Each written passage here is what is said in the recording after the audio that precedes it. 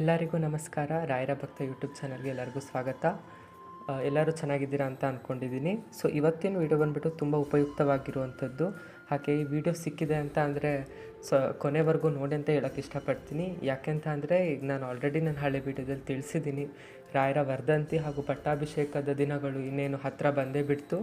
So ಹಾಗಾಗಿ ಆ ಪೂಜೆನ ಹೇಗೆ ಮಾಡುವಂಥದ್ದು, ಹಾಗೆ ಕೆಲವೊಂದು ಪಾಲಿಸಬೇಕಾದ ನೀತಿ ನಿಯಮಗಳನ್ನು ನಾನು ಈ ವಿಡಿಯೋದಲ್ಲಿ ಶೇರ್ ಮಾಡ್ತಿದ್ದೀನಿ.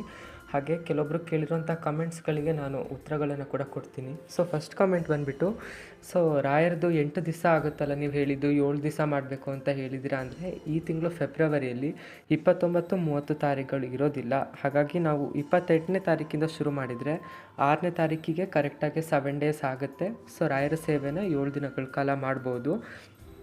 ಸೊ ನೆಕ್ಸ್ಟ್ ಬಂದುಬಿಟ್ಟು ರಾಯರ ಸೇವೆ ಅಥವಾ ರಾಯರ ನಾಮಲೇಖನ ಮಾಡುವಂಥವ್ರು ದಿನಕ್ಕೆ ಎಷ್ಟು ಬರಿಬೇಕು, 7 ದಿವಸ ಬರೆಯೋದಾದರೆ ಅಂತ ಕೇಳಿದ್ದೀರಾ. ನೋಡಿ, ಎಷ್ಟು ದಿವಸ ಅಂದರೆ ನೀವು ಒಂದು ದಿವಸದಲ್ಲಿ ಎಷ್ಟಾದರೂ ಬರಿಬೋದು. ಒಟ್ಟು ನೀವು ಶುರು ಮಾಡ್ಕೊಂಡಿದ್ದ ದಿವಸ ಅಂದರೆ ಫೆಬ್ರವರಿ 28ಕ್ಕೆ ಶುರು ಮಾಡಿಕೊಂಡ್ರೆ ಮಾರ್ಚ್ 6 ಒಟ್ಟು ಮುಗಿಬೇಕದು. ಆ ರೀತಿ ನೀವು ಹೇಗೆ ಬೇಕಾದರೂ ಬರ್ಕೊಂಡು ಹೋಗ್ಬೋದು. ಸೊ ಇದು ಬಂದುಬಿಟ್ಟು ಕಮೆಂಟ್ಸ್ ಕೆಲವೊಬ್ರು ಕೇಳಿರೋ ಅಂಥದ್ದಕ್ಕೆ ನಾನು ಉತ್ತರ ಕೊಟ್ಟಿದ್ದೀನಿ. ಸೊ ಇವಾಗ ಬಂದುಬಿಟ್ಟು ರಾಯರ ವರ್ಧಂತಿಯ ಸೇವೆನ ಹೇಗೆ ಮಾಡೋದು ಅಂತ ನಾನು ತಿಳಿಸ್ಕೊಡ್ತೀನಿ. ನೋಡಿ, ಆ್ಯಕ್ಚುಲಿ ನೀವು ರಾಯರಿಗೆ ಸಿಂಪಲ್ಲಾಗಿ ವರ್ಧಂತಿಯ ಸೇವೆನ ಕೂಡ ಮಾಡ್ಬೋದು. ಬಟ್ ಈ ವರ್ಷ ಬಂದಿರೋವಂಥ ಒಂದು ಟೈಮಿಂಗ್ಸು ತುಂಬಾ ಸ್ಪೆಷಲ್ ಇದೆ. ಹಾಗಾಗಿ ಇನ್ನು ರಾಯರ ಪೂಜೆ, ರಾಯರ ಸೇವೆನ ನಾವು ಕೂಡ ಶುರು ಮಾಡಬೇಕು, ಹೊಸದಾಗಿ ಶುರು ಮಾಡಬೇಕು ನಾವು ರಾಯರ ಸೇವೆನ ಅಂತ ಅಂದ್ಕೊಳ್ಳೋರು ಕೂಡ ಈ ಟೈಮ್ನಲ್ಲಿ ನೀವು ಶುರು ಮಾಡಿಕೊಂಡ್ರೆ ತುಂಬಾ ಒಳ್ಳೆಯದು. ಹಾಗಾಗಿ ಸೊ ರಾಯರ ಸೇವೆನ ಹೇಗೆ ಮಾಡಬೇಕು ಅಂತ ಅಂದರೆ, ನೋಡಿ, ನೀವು ವರ್ಧಂತಿ ಟೈಮಲ್ಲಿ ಅಂದರೆ ಎಸ್ಪೆಷಲಿ ಫೆಬ್ರವರಿ 28ನೇ ತಾರೀಕಿಂದ ನೀವು ಶುರು ಮಾಡಬೇಕಿರುವಂಥದ್ದು. ಸೊ ಅವತ್ತು ನೀವು ಶುರು ಮಾಡ್ಕೊಳ್ಳೋದು ಹೇಗೆ ಮಾಡ್ಕೋಬೇಕು ಅಂತಂದರೆ, ಮೊದಲು ಸಂಕಲ್ಪನ ಮಾಡ್ಕೋಬೇಕಾಗತ್ತೆ. ನೀವು ಯಾಕೆ ರಾಯರಿಗೆ ವ್ರತನ ಸಲ್ಲಿಸ್ತಿದ್ದೀರಾ ಅನ್ನೋದನ್ನು ರಾಯರಿಗೆ ಒಂದು ತೆಂಗಿನಕಾಯಿಯಲ್ಲಿ ಸಂಕಲ್ಪ ಮಾಡ್ಕೋಬೇಕಾಗತ್ತೆ. ಸೊ ನಾನು ಈ ಕ್ಲಿಪ್ಪಿಂಗ್ಸ್ ನಾನು ಈ ವಿಡಿಯೋದಲ್ಲಿ ಹಾಕೋಕ್ಕಾಗಿಲ್ಲ, ಹಾಗಾಗಿ ದಯವಿಟ್ಟು ಕ್ಷಮೆ ಇರಲಿ. ಬಟ್ ಒಂದು ತೆಂಗಿನಕಾಯಿಯಲ್ಲಿ ನೀವು ರಾಯರಿಗೆ ಸಂಕಲ್ಪ ಮಾಡಿಕೊಂಡು ಆ 7 ದಿನಗಳ ಕಾಲ ರಾಯರಿಗೆ ಜೊತೆಗೆ ಆ ತೆಂಗಿನಕಾಯಿಗೆ ಎರಡಕ್ಕೂ ಕೂಡ ಪೂಜೆ ಮಾಡ್ತಾ ಬರಬೇಕು. ಸೊ ನೆಕ್ಸ್ಟ್ ಬಂದುಬಿಟ್ಟು ಯಾವ ಟೈಮಲ್ಲಿ ರಾಯರಿಗೆ ನಾವು ಪೂಜೆ ಸಲ್ಲಿಸಿದ್ರೆ ಒಳ್ಳೆಯದು ಅಂತ ಅಂದರೆ, ನಾವು ಬ್ರಾಹ್ಮಿ ಮುಹೂರ್ತದಲ್ಲಿ ರಾಯರಿಗೆ ನಮ್ಮ ವ್ರತನ ಸಮರ್ಪಣೆ ಮಾಡಬೇಕಾಗತ್ತೆ. ಅಂದರೆ ಆದರೆ ಇನ್ ಕೇಸ್ ಮಾಡ್ಬೋದು, ಎಷ್ಟೇ ಕಷ್ಟ ಆದರೂ ಮಾಡ್ತೀವಿ ಅನ್ನೋರು 4 ಗಂಟೆಗೆ ಎದ್ಬಿಟ್ಟು ರಾಯರಿಗೆ ಸೇವೆನ ಕೂಡ ನೀವು ಮಾಡ್ಬೋದು. ಇಲ್ಲ ಅಷ್ಟೊತ್ತಾಗಲ್ಲ ಅನ್ನೋದಾದರೆ 5 ಗಂಟೆ 6 ಗಂಟೆಗಾಗಲಿ ಮಾಡಬೇಕಾಗುತ್ತೆ. ತೀರಾ ಲೇಟ್ ಅಂದರೆ 8 ಗಂಟೆಗಾಗಲಿ ಅಷ್ಟು ಲೇಟಾಗಿ ಮಾಡೋದು ಸ್ವಲ್ಪ ಸರಿ ಹೋಗೋದಿಲ್ಲ. ಹಾಗಾಗಿ ಸೊ ಬೆಳಗ್ಗೆ ಹೊತ್ತು ಬಂದುಬಿಟ್ಟು 4ರಿಂದ 6 ಗಂಟೆ ಒಳಗಡೆ ನೀವು ರಾಯರಿಗೆ ಪೂಜೆನ ಸಲ್ಲಿಸಿ, ಹಾಗೆ ಸಾಯಂಕಾಲ ಹೊತ್ತು ಬಂದುಬಿಟ್ಟು ರಾಯರಿಗೆ 6 ಗಂಟೆ ಮೇಲ್ಗಡೆ ನೀವು ಪೂಜೆನ ಮಾಡಿಬಿಟ್ಟು ತುಪ್ಪದ ಆರತಿಗಳನ್ನು ಕೂಡ ಬೆಳಗ್ಬೋದು. ಸೊ ಮನೆಯಲ್ಲಿ ರಾಯರ ವಿಗ್ರಹ ಇಟ್ಕೊಂಡಿರುವಂಥವ್ರು, ಬೃಂದಾವನ ಇಟ್ಕೊಂಡಿರುವಂಥವ್ರು ಮನೆಯಲ್ಲಿ ಯಾರಾದರೂ ಗಂಡು ಮಕ್ಕಳಿದ್ರೆ ಅಭಿಷೇಕನ ಮಾಡಬೇಕಾಗುತ್ತೆ. ಅಟ್ಲೀಸ್ಟ್ ನೀವು ವಾರ ಮಾಡಲ್ಲ ಅಂತಂದರೂ ಕೂಡ ಈ ಒಂದು 7 ದಿವಸಗಳ ಕಾಲ ರಾಯರಿಗೆ ಅಭಿಷೇಕನ ಮಾಡೋದು ತುಂಬಾ ಒಳ್ಳೆಯದು. ಸೊ ಅಭಿಷೇಕಕ್ಕೆ ಅಂತ ಬಂತು ಅಂದರೆ ರಾಯರಿಗೆ ನೀವು ಪಂಚಾಮೃತ ಅಭಿಷೇಕಗಳನ್ನು ಮಾಡಬಹುದು. ಸೊ ಪಂಚಾಮೃತ ಅಂದರೆ ಹಾಲು, ಮೊಸರು, ತುಪ್ಪ, ಜೇನುತುಪ್ಪ, ಸಕ್ಕರೆಗಳನ್ನೆಲ್ಲ ಹಾಕಿಬಿಟ್ಟು ರಾಯರಿಗೆ ನೀವು ಅಭಿಷೇಕನ ಸಲ್ಲಿಸ್ಬೋದು. ನಾನು ಕ್ಲಿಪ್ಪಿಂಗ್ಸ್ನ ಹೇಗೆ ಮಾಡೋದು ಅಂತ ನಾನು ಶೇರ್ ಮಾಡಿದ್ದೀನಿ ವಿಡಿಯೋದಲ್ಲಿನೇ. ಸೊ ಅದಾದಮೇಲೆ ನೆಕ್ಸ್ಟ್ ಬಂದುಬಿಟ್ಟು ರಾಯರ ಫೋಟೋ ಇತ್ತು ಅಂತ ಅಂದರೆ ರಾಯರ ಫೋಟೋಗೂ ಕೂಡ ಗಂಧನೆಲ್ಲ ಹಚ್ಚಿಬಿಟ್ಟು, ಯಾವುದೇ ಕಾರಣಕ್ಕೂ ಅರಶಿನ ಕುಂಕುಮನ ಹಚ್ಚಬೇಡಿ, ಗಂಧ ಅಷ್ಟೇ ಹಚ್ಚಿಬಿಟ್ಟು ರಾಯರಿಗೆ ತುಂಬ ಇಷ್ಟ ಆಗಿರುವಂತಹ ತುಳಸಿಗಳನ್ನು ಅರ್ಪಿಸಿ, ಹಾಗೂ ಯಾವುದಾದ್ರೂ ಅಟ್ಲೀಸ್ಟ್ ನಿಮ್ಮ ಸುತ್ತಮುತ್ತ ನೀವು ಬೆಳೆದಿರೋ ಅಂಥದ್ದು ಹೂಗಳನ್ನು ರಾಯರಿಗೆ ಇಟ್ಟು ಅಲಂಕಾರ ಮಾಡೋದ್ರಿಂದ ರಾಯರು ತುಂಬಾ ಖುಷಿ ಆಗ್ತಾರೆ.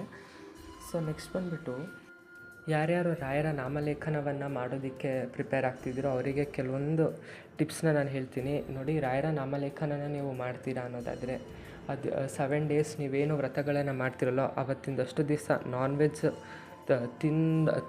ತಿನ್ನೋದನ್ನು ಬಿಟ್ಟರೆ ಒಳ್ಳೆಯದು. ಯಾಕೆಂತ ಅಂದರೆ ರಾಯರ ಸೇವೆ ಮಾಡ್ತಿರ್ತೀರ ಅಲ್ವಾ, ಹಾಗಾಗಿ ವ್ರತನ ಮಾಡ್ತಿರೋದ್ರಿಂದ ನೀವು ನಾನ್ ವೆಜ್ನ ತಿನ್ನಬಾರ್ದು. ಹಾಗಾಗಿ ಇನ್ ಕೇಸ್ ನೀವು ನಾಮಲೇಖನ ಬಿಡ್ತಿರೋ ಅದು ಸೆಕೆಂಡ್ರಿ. ಬಟ್ ಈ 7 ದಿವಸಗಳ ಕಾಲ ರಾಯರಿಗೆ ನೀವು ಪೂಜೆ ಸಲ್ಲಿಸೋದ್ರಿಂದ ಮನೇಲಿ ನಾನ್ ವೆಜ್ ಮಾಡ್ದಲೇ ಇರೋದು ಉತ್ತಮ.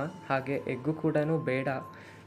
ಯಾಕೆಂತ ಅಂದರೆ ರಾಯರು ತುಂಬ ಸಾತ್ವಿಕತೆಯಿಂದ ಇದ್ದಂಥವ್ರು, ಅವರಿಗೆ ತುಂಬ ಮಡಿ ಬೇಕಾಗುತ್ತೆ. ಹಾಗಾಗಿ ಇಂಥದ್ದೆಲ್ಲ ಮಾಡೋದ್ರಿಂದ ಸ್ವಲ್ಪ ಪೂಜೆಯಲ್ಲಿ ಲೋಪದೋಷಗಳಾಗ್ಬೋದು. ಅದಕ್ಕೋಸ್ಕರನೇ ರಾಯರಿಗೆ ಪೂಜೆ ಮಾಡ್ತಿರೋರು ಯಾವುದೇ ಕಾರಣಕ್ಕೂ ಎಗ್ಗಾಗಲಿ ಅಥವಾ ನಾನ್ ವೆಜ್ ಆಗಲಿ ಮಾಡ್ದಲೇ ಇರೋದು ಉತ್ತಮ. ಸೊ ನೆಕ್ಸ್ಟ್ ಬಂದುಬಿಟ್ಟು ರಾಯರಿಗೆ ಫೋಟೋಗೆ ಹೂವಿನ ಅಲಂಕಾರ ಎಲ್ಲ ಮಾಡಿಬಿಟ್ಟು ತುಳಸಿ ಎಲ್ಲ ನಮ್ಮ ಯಥಾಶಕ್ತಿ ಎಷ್ಟಾಗುತ್ತೋ ಅಷ್ಟು ರಾಯರಿಗೆ ನಾವು ಅರ್ಪಿಸೋದ್ರಿಂದ ರಾಯರನ್ನು ಸಂತುಷ್ಟಗೊಳಿಸ್ಬೋದು. ಹಾಗಾಗಿ ನಮ್ಮ ಕೈಯಲ್ಲಿ ಆಗುವಷ್ಟು ತುಳಸಿ ಹೂಗಳನ್ನು ರಾಯರಿಗೆ ನಾವು ಅರ್ಪಿಸಿ ತದನಂತರದಲ್ಲಿ ನಾವು ರಾಯರಿಗೆ ಊದಿನ ಕಡ್ಡಿ ಆಗಲಿ, ಕರ್ಪೂರ ಆಗಲಿ, ತುಪ್ಪದ ಆರತಿಗಳನ್ನಾಗಲಿ ಮಾಡಬೇಕು.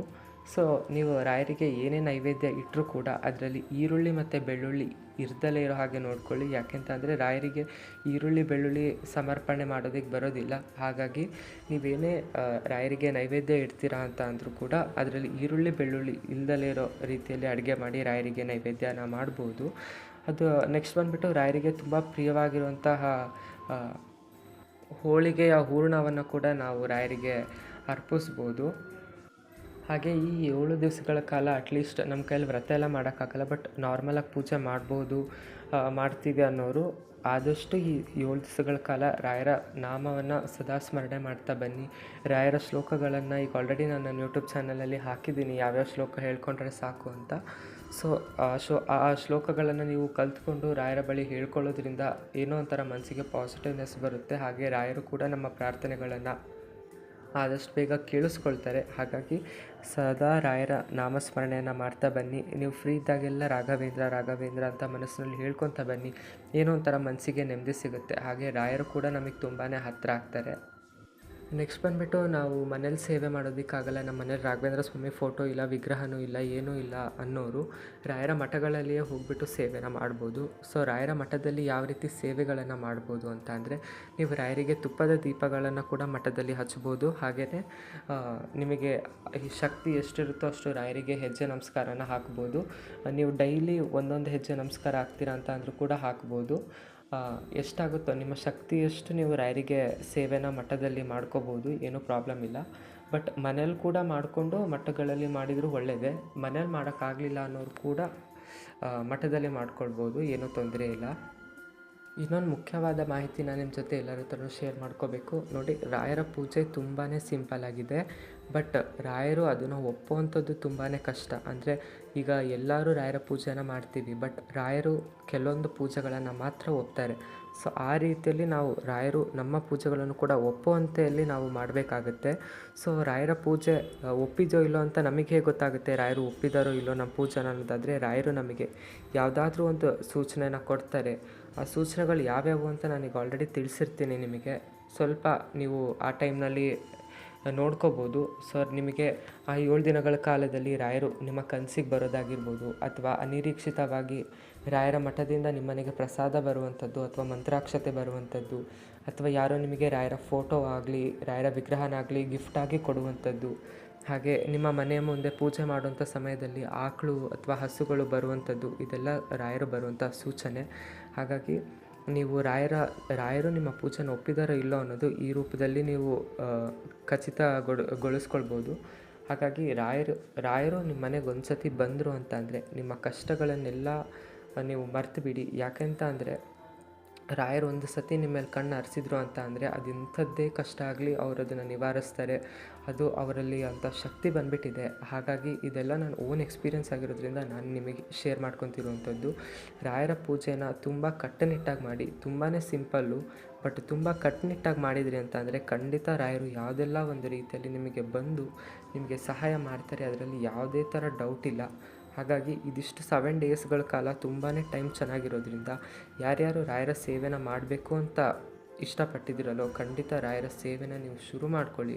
ಖಂಡಿತ ರಾಯರು ಒಳ್ಳೇದು ಮಾಡೇ ಮಾಡ್ತಾರೆ, ಇದರಲ್ಲಿ ಯಾವುದೇ ಥರ ಡೌಟ್ ಇಲ್ಲ. ನಿಮ್ಮೆಲ್ಲ ಕಷ್ಟಗಳಿಗೂ ಕೂಡ ರಾಯರು ಒಂದು ಅಂತ್ಯನ ಹಾಡೇ ಆಡ್ತಾರೆ. ಹೆಂಗೆ ಅಂತ ಅಂದರೆ ಅದು ಎಂಥದ್ದೇ ಕಷ್ಟ ಇರಲಿ, ರಾಯರು ಒಂದು ಸತಿ ನಿಮ್ಮ ಮುಂದೆ ಕಣ್ಣು ಹಾಯಿಸಿದ್ದಾರೆ ಅಂತ ಅಂದರೆ ಅಲ್ಲಿಗೆ ಅದು ಎಂಥದ್ದೇ ಕಷ್ಟ ಇರಲಿ ತಾನಾಗೆ ಬಿಟ್ಟು ಹೋಗುವಂಥದ್ದು. ಹಾಗಾಗಿ ಆ ರೀತಿಯಲ್ಲಿ ನೀವು ರಾಯರಿಗೆ ಸೇವೆನ ಮಾಡಿದ್ದೆ ಆಯ್ತಂದರೆ ರಾಯರು ನಿಮಗೆ ತುಂಬ ಹತ್ತಿರ ಆಗ್ತಾರೆ. ಸೊ ನಿಮ್ಮ ಜೊತೆ ರಾಯರು ಸದಾ ಇದ್ದಾರೆ ಅನ್ನೋ ಫೀಲಿಂಗ್ ನಿಮ್ಮಲ್ಲಿ ಬರೋದಕ್ಕೆ ಸ್ಟಾರ್ಟ್ ಆಗುತ್ತೆ. ಹಾಗಾಗಿ ನೀವೆಷ್ಟು ರಾಯರಿಗೆ ಸೇವೆ ಮಾಡ್ತೀರೋ ರಾಯರು ನಿಮಗೆ ಅಷ್ಟು ಹತ್ತಿರ ಆಗ್ತಾ ಹೋಗ್ತಾರೆ. ಹಾಗೆಯೇ ಇನ್ನು ಬಂದುಬಿಟ್ಟು ನಮಗೆ ರಾಯರ ಸೇವೆ ಇನ್ನೂ ಹೆಚ್ಚಾಗಿ ಮಾಡಿಸ್ಬೇಕು ಅನ್ನುವಂಥವ್ರು ರಾಯರ ಮಠಗಳಲ್ಲಿ ರಥೋತ್ಸವಗಳನ್ನು ಕೂಡ ಮಾಡಿಸ್ಬೋದು ರಾಯರಿಗೆ. ಹಾಗೆ ರಾಯರ ಒಂದು ಬೇರೆ ಬೇರೆ ಥರ ವಿಶೇಷವಾದಂಥ ಪೂಜೆ ಅರ್ಚನೆಗಳನ್ನು ಕೂಡ ಮಾಡಿಸ್ಬೋದು. ಸೊ ನೋಡಿ, ರಾಯರು ಯಾವ ರೀತಿ ಶಕ್ತಿ ಕೊಟ್ಟಿದ್ದಾರಲ್ಲೋ ಆ ರೀತಿ ನೀವು ಸ್ವಲ್ಪ ಮಾಡಿದ್ರೂ ರಾಯರು ಒಪ್ತಾರೆ, ಜಾಸ್ತಿ ಮಾಡಿದರೂ ಒಪ್ತಾರೆ. ರಾಯರು ಎಲ್ಲನೂ ಸಮವಾಗಿ ಕಾಣುವಂಥವ್ರು.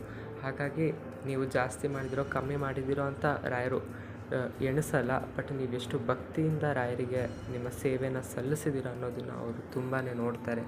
ಹಾಗಾಗಿ ನೀವು ರಾಯರ ಸೇವೆನ ತುಂಬ ಶ್ರದ್ಧೆ ಭಕ್ತಿಯಿಂದ ಮಾಡಿದರೆ ಒಳ್ಳೆಯದು.